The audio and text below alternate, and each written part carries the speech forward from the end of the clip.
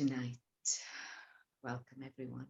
And during this COVID time, we have lost our loved ones. So I dedicate this wisdom tonight to all the ones who have lost the loved ones to really understand what is death and what dies. So just let me say thank you to all my masters for giving this wisdom, which is of the highest truth. And I would speak from my heart to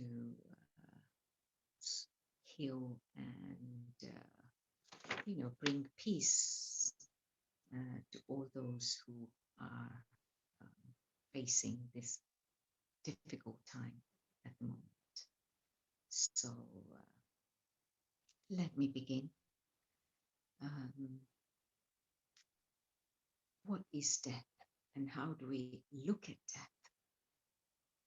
Once we know this wisdom, it will really help our healing, and we can share with others who are suffering as well.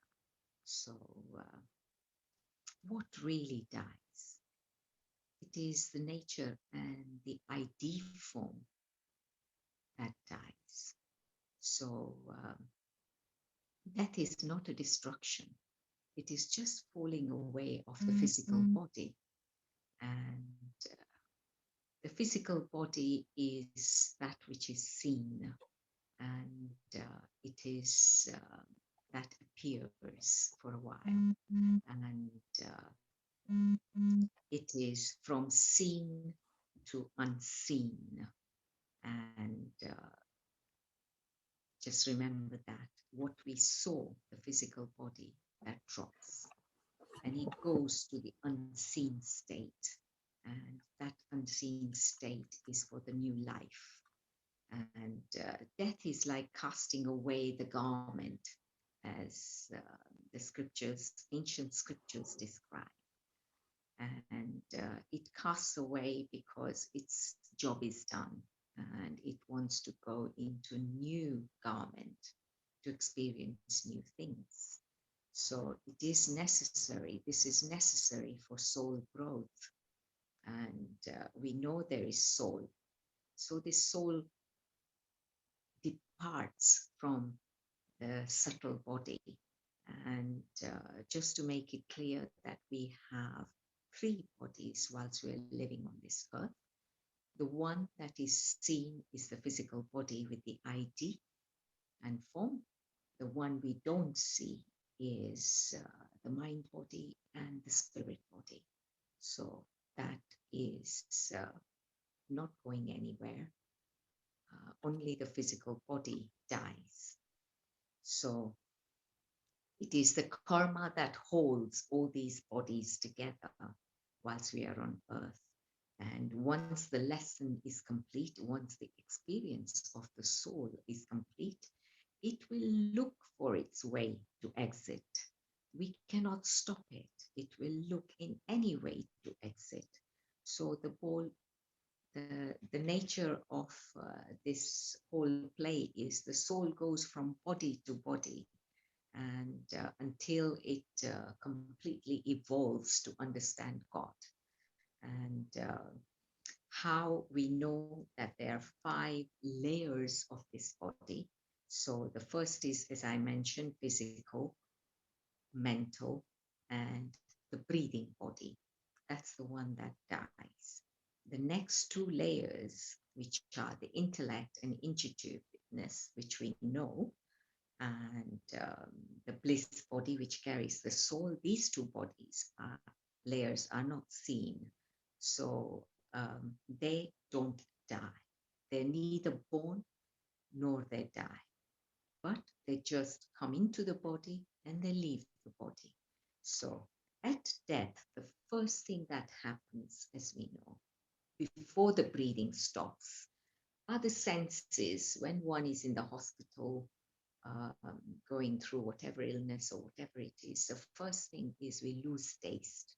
So we don't want to eat as much. And that is just the way body is because it has to do other work and it can't have interference from all that food coming in. So uh, we lose our taste. And the second is we know that the hearing, the eyes, we shut our eyes because we don't want to interact with the outside world. That's the next sense that we close. The third we close is the hearing. And then we close the touching. So we often hold hands with the loved ones before they go, and we speak with them in their ears before they take their last breath. So these are all the things that um, go one by one before the breath stops. So as the breath stops, we know the doctors will do their every best to revive, but if the soul has to exit, it will exit. So once the breath stops, uh, that recognition is made that yes, the person is certified dead, and that's how it is. But the body is still a bit warm, and the second thing you know is the body takes about 2 hours to wind down, and the um, we call it samana vayu, which is at the base where the anus is. That's the first thing that closes that chakra, and when it closes, of course, the body gets cold and stiff after that. So it takes about 2 hours for the body to wind down. And from there, the sensory closes. So the apana vayu kind of goes, depletes, and the sensory takes about a day or so to close. And we often know that there is twitching. You know, sometimes the body goes like this, and we often think, oh my God, what's going on? That's just part of the process of closing down. And then the fourth one is when it is either in the crematorium, wherever we feel it is quite heavy, the body gets heavy because it loses its buoyancy, and that's the Udana Vayu decreasing. And finally, at 14 days, the body decays. So, in the ancient times, we often, as soon as a person dies, we bury as quick as we can. And as quick as we can, we cremate. But nowadays, people take a bit of time to do all that because certain rituals they want to do, like the family members, they want to gather. But of course, not in COVID. But yes, I would say it is a good idea to do it as quick as possible and as swift as possible. So it takes about 2 weeks to disintegrate slowly and decompose.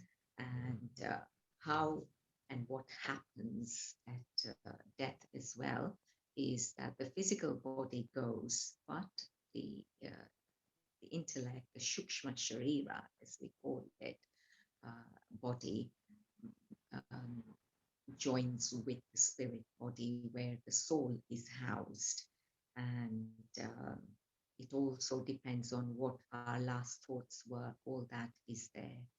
And our wisdom, what wisdom we learned in this life, that they're the only things we take with us. And it enters the bliss body. Now, the soul has a way of exiting. Now, a person who has really lived a spiritual life and has learned the advanced practices of meditation, sitting in silence, will of course have evolved a wee bit more, will exit, the soul exits through the back of the head, and with others, it will exit either through the nose, the mouth, or the ear. And it is just the way how the soul exits. Now, you may say, where does it go? So um, in the scriptures of what we learned is there is journey to higher plane, and these souls who are evolved, they move into this higher plane, and there, as you know, this is the formless body now going, which doesn't mean that uh, you cannot connect with it, because wherever they are in the room before they passed away, they still linger on a bit. The formless body is still there for some while. So it's not like as if they just immediately take off. And, they are very much there. So we can connect sort of in our prayers and keep a bit peaceful, really, so that there is peace within the soul as well, and it's not so distorted. So sometimes the high karmic structure, intense karmic structure, if the person dies violently, like say in an accident or something, then the soul is kind of somewhat lost a bit. So, it's nice to offer prayers for at least 2 weeks. We observe this or more. And those who are passive with their karmic structure, they stay in sort of that space wherever um, they are. They stay in their space for a while before they take the next birth. Sometimes also we can say where there's peaceful death, very peaceful death, either in sleep or something like that, they pass away fairly swiftly. They take birth more or less straight away, and they're quite clear. And we know that this transition, there is there are angels who are guiding them up to the stage where they're meant to go. And of course, it's also to do with karma as well. And everything is like recorded and carried with them till they get to that stage. And as per their karma, they take another body, a new body to go into to play out whatever else they have to play out. People who are self-realized, they are not going to take the next body. They drop everything, and they go to what we call higher 5D dimension vibrations, and they do their work in that plane. So often it is described what is life and death. It is like the waves in the ocean, where the wave, when it rises, it's a life. When it falls, it is death. But it is all in the world of that ocean of consciousness.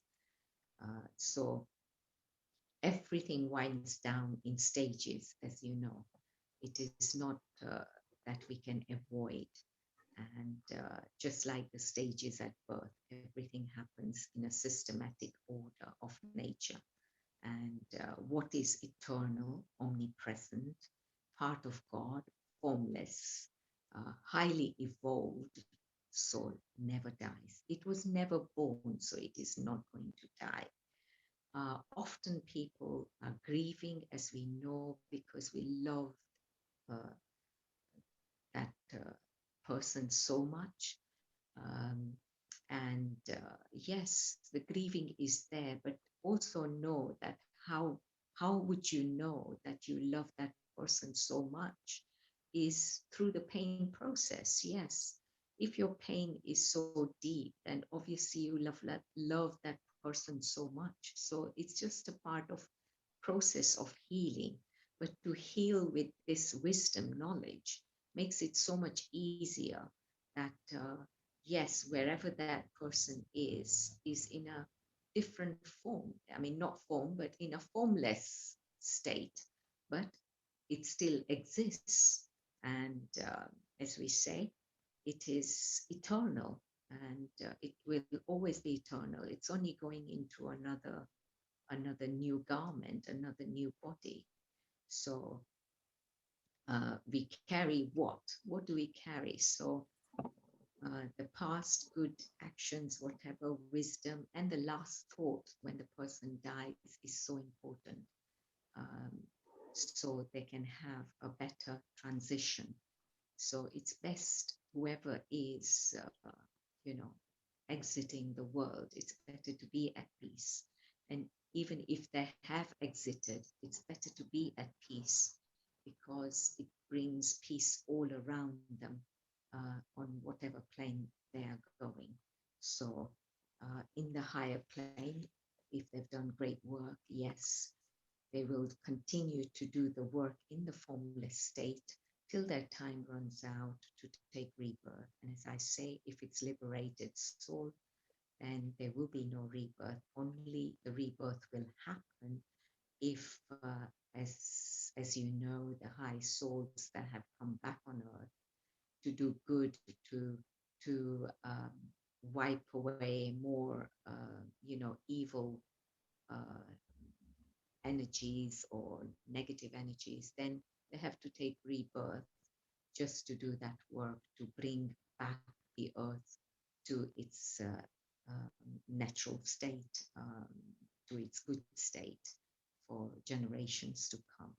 So I hope this little bit of wisdom would help you heal and understand death. It is difficult, but to have a little wisdom with this, the healing can happen and the clarity is there as well to help you heal.